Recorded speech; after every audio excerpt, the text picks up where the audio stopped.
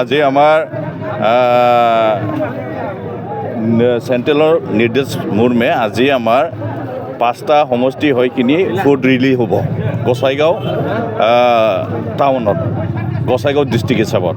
আৰু স্পেচিয়েলি আমি জুমদাৰ হিচাপত আজি বাইক ৰিলি লোৱা হৈছে। আৰু এই বাইক ৰিলিটো আমাৰ 10টা প্ৰাইমাৰী আছে, 10টা প্ৰাইমাৰীৰ আমি বাইক ৰিলি কৰি লাষ্টত আপোনাৰ আবেলি 3টা বজাত আমাৰ গোসাইগাঁও টাউনত ফুড ৰিলি।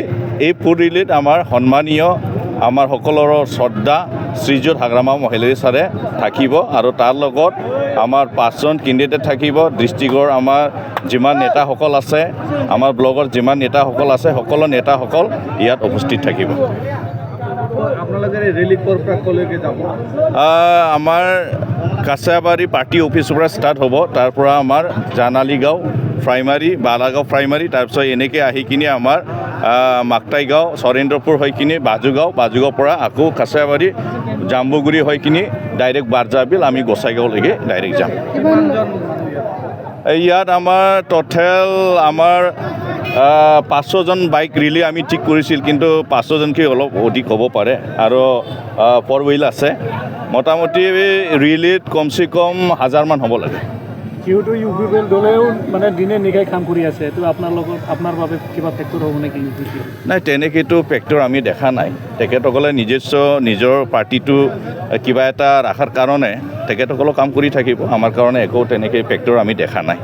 যিহেতু ইয়াত তাৰমানে আমি বাৰ কৈ আছোঁ, আমাৰ ইয়াৰ জুমদাৰ সমষ্টিত যিমান আমাৰ ভোটাৰ্ছ, সন্মানীয় ভোটাৰ্ছসকল আছে, তেখেতসকলে বুজি পায়।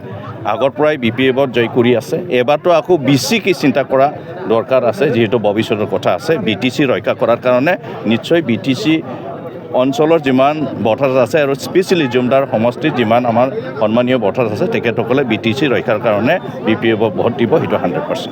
দিলীপ শইকীয়াই যে বেল্ট এণ্ড ব্লক মাটিৰ সন্দৰ্ভত কৈছে, কি হ'ব? চাওঁ, সেইটো আমি এতিয়া যিহেতু আমি পাৱাৰত নাই, পাৱাৰত আহিলে সেইটো কোৱাটো উচিত হ'ব বুলি মই ভাবিছোঁ।